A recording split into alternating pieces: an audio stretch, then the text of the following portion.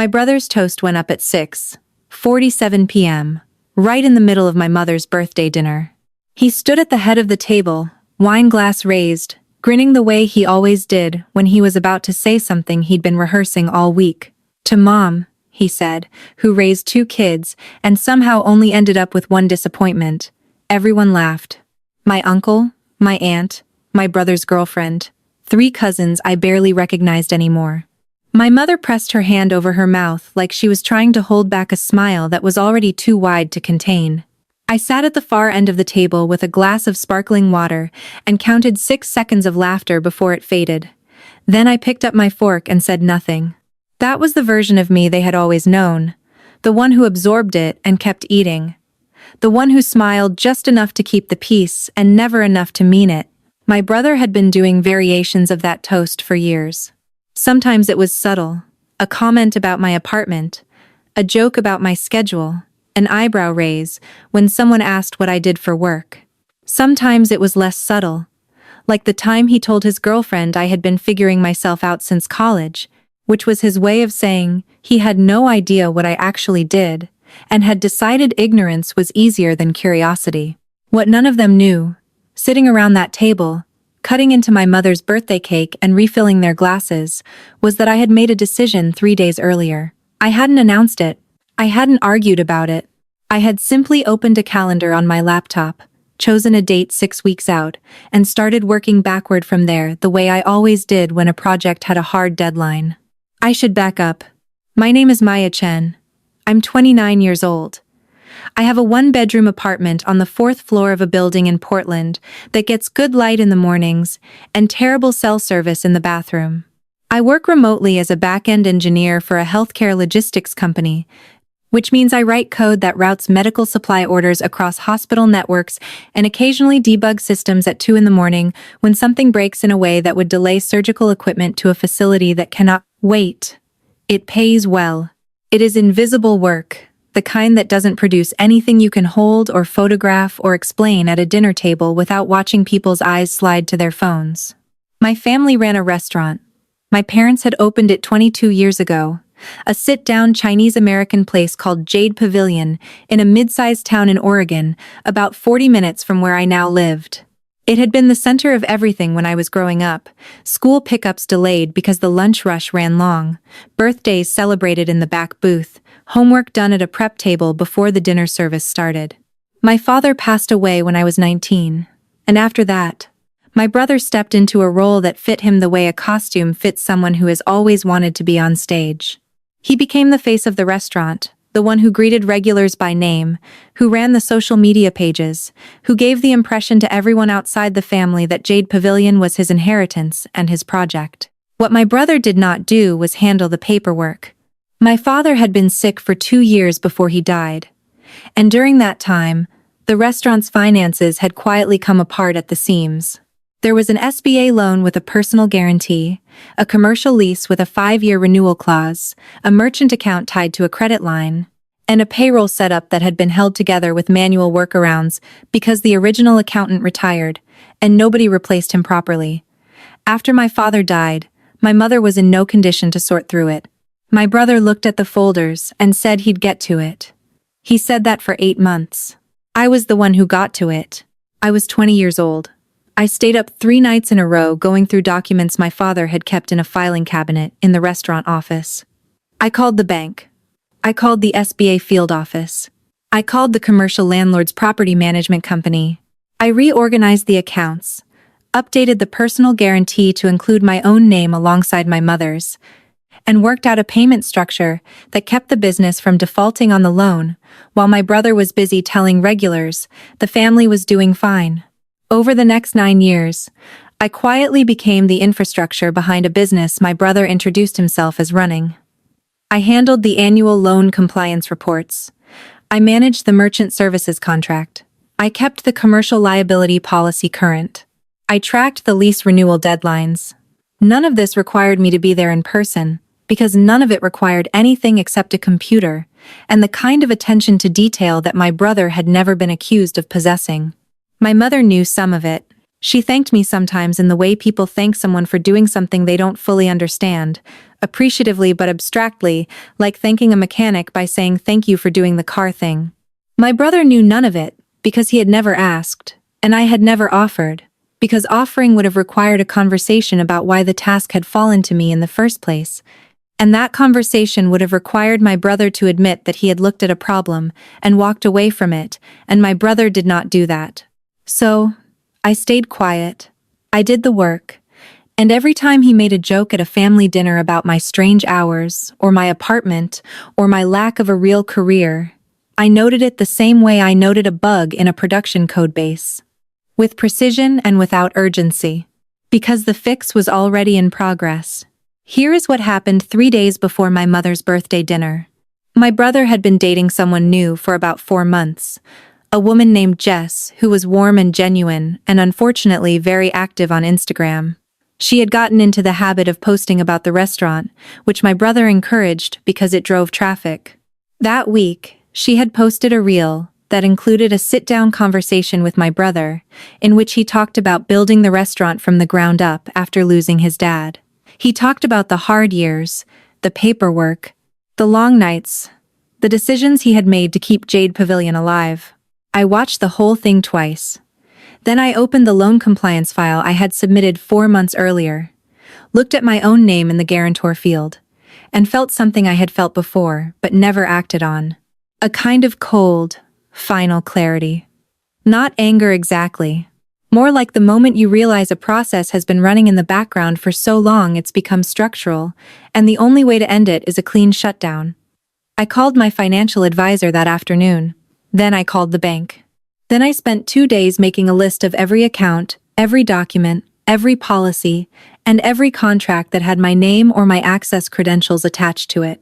The list was longer than I expected, not because I had been careless, but because 9 years is a long time to become load-bearing. At my mother's birthday dinner, I smiled at my brother's toast. I sang happy birthday. I helped clear the plates. And I drove home with the list on my phone and a date on my calendar. The next 4 weeks were quiet. I notified the SBA that I would be submitting a request to remove myself as personal guarantor, which required my brother and mother to qualify for the loan independently or refinance. I contacted the commercial insurance broker and stated that I would no longer serve as the policy contact after 30 days. I sent a certified letter to the property management company, noting that my name should be removed from the lease guarantor record, which would trigger a requalification review. I did none of this dramatically. I sent emails with clear subject lines.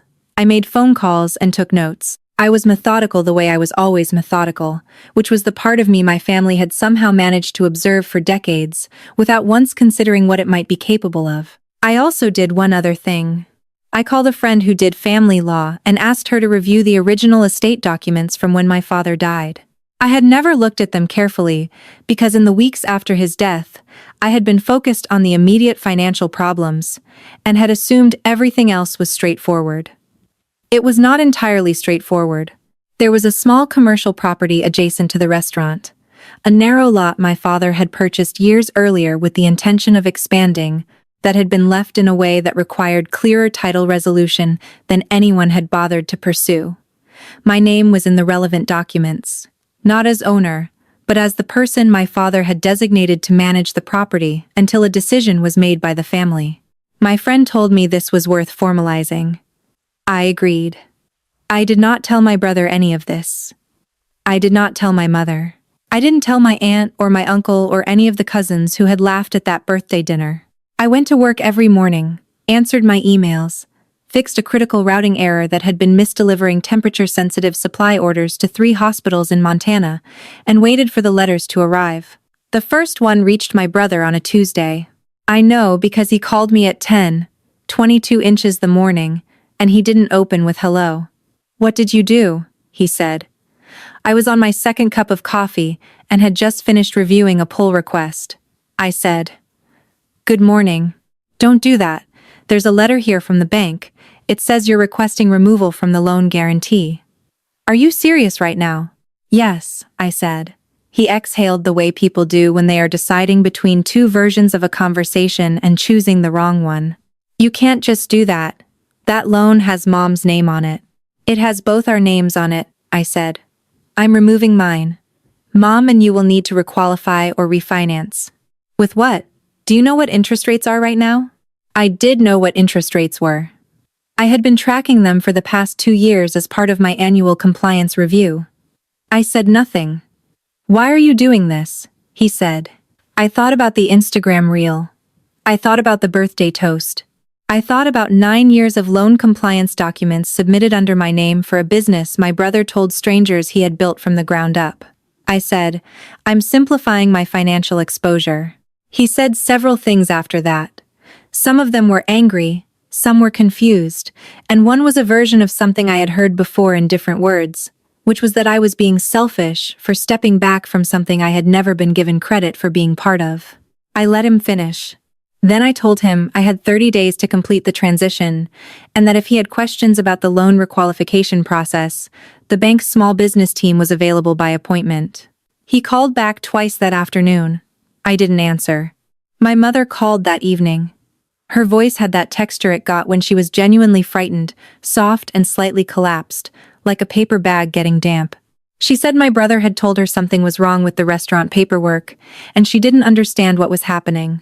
I said I was happy to explain, and I did, slowly and without irritation. I told her that for 9 years I had been managing the financial and legal infrastructure of the restaurant, and that I was choosing to step back from that role. I told her what would need to happen for the business to continue operating under current contracts. I told her the timeline. She was quiet for a long time. Then she said, Maya, I didn't know you were doing all that. I thought about every birthday dinner, every holiday gathering, every offhand comment about my schedule, and my job and my apartment, and the life I had apparently been failing to live correctly. I know, I said. That was part of the problem. She started to cry. Not dramatically, just steadily, the way she had cried the week after my father died. Like the emotion had too much volume and nowhere to go. I stayed on the phone. I didn't tell her it would be fine, because I didn't know if it would be fine, and she deserved honesty more than comfort right now. The second letter, from the commercial insurance broker, arrived Thursday. The third, from the property management company, arrived the following Monday. By that point, my brother had figured out that the letters were connected, and the tone of his messages had shifted from angry to something closer to panicked, which was new. My brother did not panic as a rule. He delegated panic to other people. My aunt called midweek. She was my mother's older sister, a woman with strong opinions about family cohesion and a very selective memory about when family cohesion had ever actually been enforced in my direction. She opened the conversation by saying she'd heard things were difficult right now, and she was calling because she cared. I thanked her. She said my brother was very stressed and my mother was not sleeping well. I said I understood. She said, Don't you think there's a way to work this out without all the legal letters? I said, The letters are just process. They're not punitive. She said, It feels punitive to your family.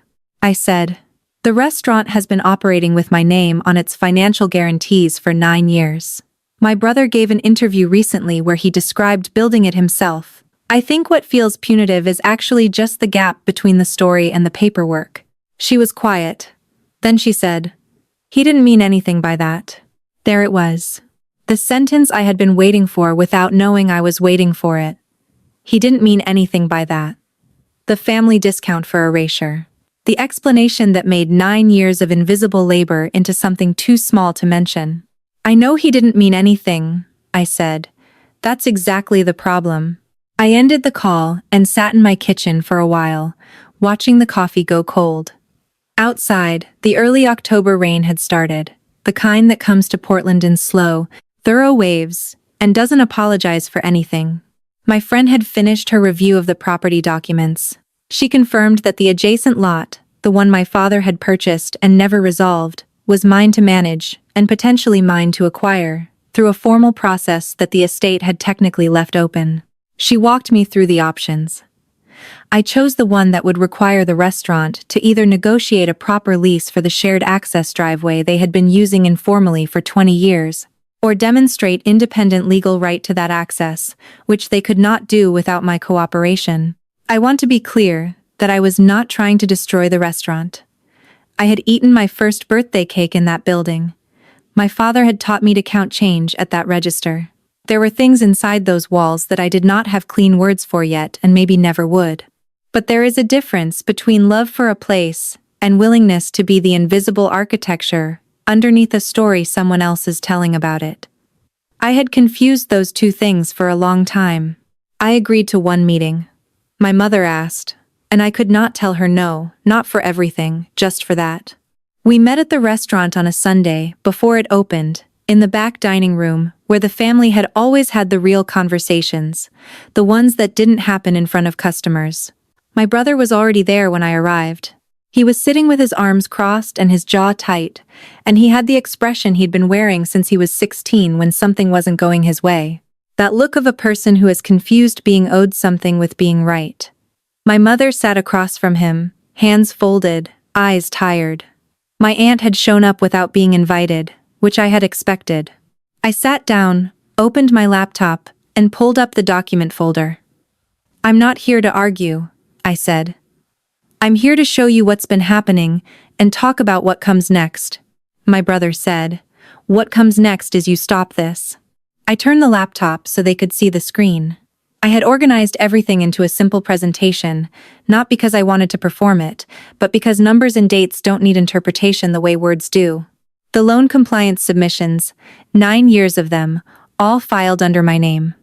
The insurance renewal correspondence, the lease requalification notices, the merchant account maintenance records, the hours, the emails, the calls, the decisions I had made at 2 in the morning when something needed handling before the restaurant opened Monday. I walked through each section. I didn't rush. I didn't raise my voice. My mother kept saying I didn't know in a quiet way that landed differently each time she said it, somewhere between confession and apology. My brother didn't say anything for a while, which was unusual enough that my aunt looked at him twice to check. When I finished, he said, "Okay, so you did a lot of work. That doesn't explain why you're doing this now." I closed the laptop. "Do you remember your toast at Mom's birthday dinner?" He frowned. "That was a joke." "I know it was a joke," I said. "It was also part of a pattern that has been going on for years. You describe yourself as the one who kept this restaurant alive. You let people believe that.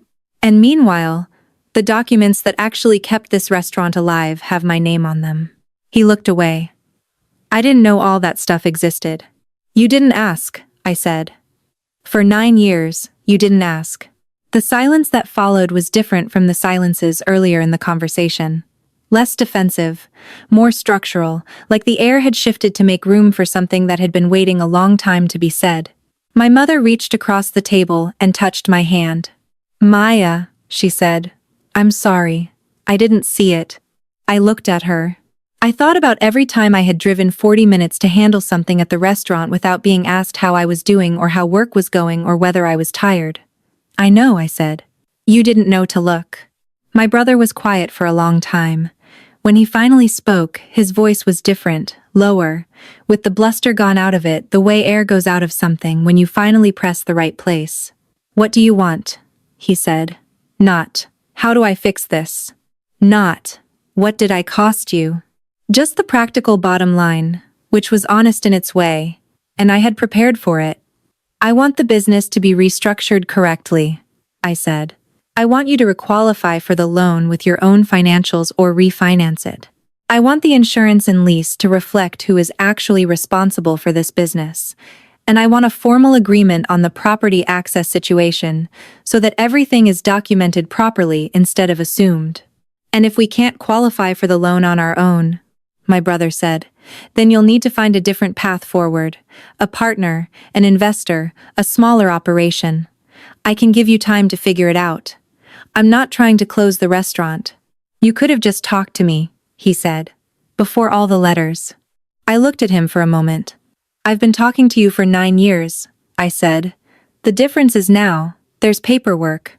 My aunt tried to interject something about family unity. I let her finish.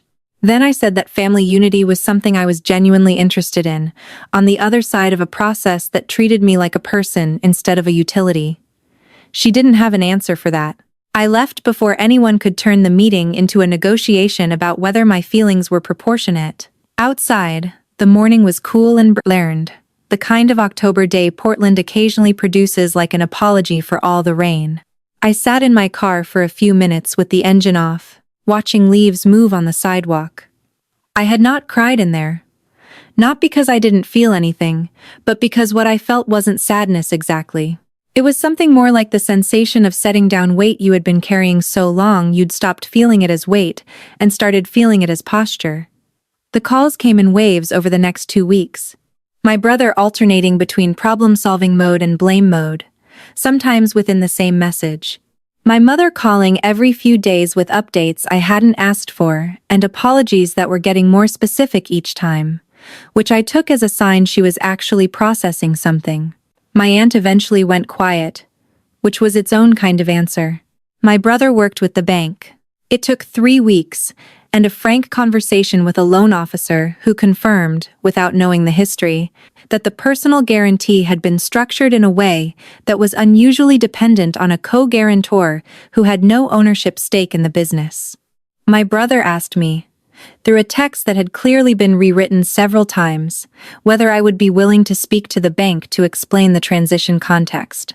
I said yes. I did it on a Tuesday afternoon from my apartment, professionally and without commentary, because the goal was a clean resolution, not a tribunal. The property access agreement took a little longer. My friend drafted a formal license agreement for the driveway easement that gave the restaurant continued access at a nominal annual rate with standard maintenance obligations. My brother and mother signed it. It was the first document in 22 years of the restaurant's existence that accurately reflected who was responsible for what and who had the right to what. I drove past Jade Pavilion a few weeks after everything was finalized. It was a Friday evening, and the parking lot was half full, which was normal for that hour. The sign my parents had installed when I was 7 was still there, slightly faded at the edges, still readable from the road. Inside, my brother was probably greeting the early tables the way he always did, warm and easy. The way he genuinely was with strangers even when he wasn't that way with family. I didn't stop. I kept driving. The thing about being invisible inside your own family is that it doesn't happen all at once. It happens in the small decisions that accumulate over years. The times you handle something without asking for recognition, the times you absorb a joke because the alternative is a scene, the times you tell yourself that love is demonstrated through action and not through acknowledgement, and that you are fine with the exchange. You tell yourself that long enough, and you start to believe the story they are telling about you, the one where you are peripheral, supplementary, difficult to explain at dinner tables. You forget that you chose to be quiet. You start to think the quiet is who you are. It isn't. The quiet is a decision. And decisions can be revised. What I learned is that the people who use you without seeing you are not always cruel. Sometimes they are just careless in the way people become careless when something has always worked and they have never had to ask why. My brother was not a villain. He was someone who had accepted a story about our family that was convenient for him and had never been given a reason to examine it. My mother was not dismissive. She was someone who had been managing grief and a business and 2 children with incomplete information for a very long time. My aunt was not malicious. She was just a person who had confused conflict avoidance with kindness, which is a very common mistake. Understanding that didn't make any of it acceptable. But it made it easier to be specific about what I wanted, which was not punishment, and not erasure, and not an apology that sounded like a negotiation. What I wanted was accuracy. I wanted the paperwork and the story to match. I wanted to be related to people who knew who I was and what I had done, even if that knowledge was uncomfortable, even if it required them to revise a version of me they had been living with for years. My mother called on a Sunday about a month after everything was settled. She asked if I wanted to come for dinner, not at the restaurant, at her house. I said yes. We sat in the kitchen she had cooked in for 30 years, and she made the soup she used to make when I was sick, the one with the ginger and the rice noodles, and we talked about my father in the way we didn't usually talk about him. Directly, and with some grief still in it, but also with something else. Something that felt like his presence, rather than just his absence. Before I left, she said, Your father would have known what you were doing. He would have known the whole time. I thought about that on the drive home. About my father in his office at the restaurant, the filing cabinet with the color-coded tabs, the way he used to say that a business was only as solid as the documentation behind it. I thought about the fact that he had left those documents in a state that required someone to pay attention to them, and that maybe he had known exactly who would.